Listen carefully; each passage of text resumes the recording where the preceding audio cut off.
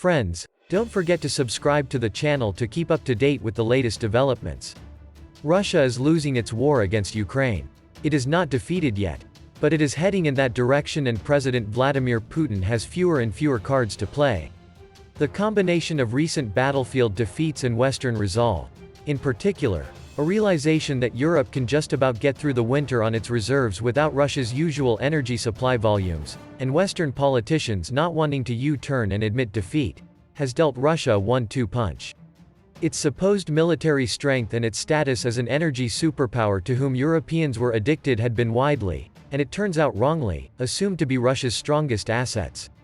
So, Putin, an extremist badly misled by his craven subordinates about Russia's real abilities, has been forced to twist, to continue in the language of cards, to up the ante with his latest nuclear threats. He has been doing it for 15 years, and with his half-hearted, but less politically risky, partial mobilization of supposedly 300,000 reservists. It is the threat of nuclear weapons use, of course, which makes Western decision-makers pause and, in some cases, go wobbly, as it is intended to do. It should not, after all, be taken lightly from a state which has turned toward fascism and holds just over half of the world's nuclear weapons.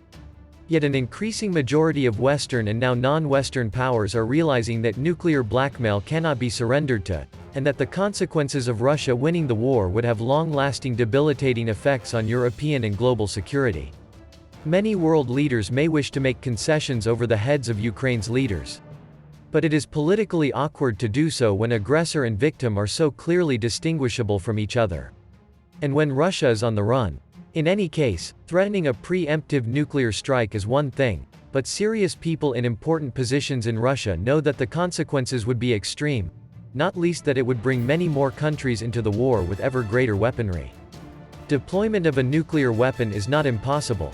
This is an inherently unsafe situation, but it remains improbable.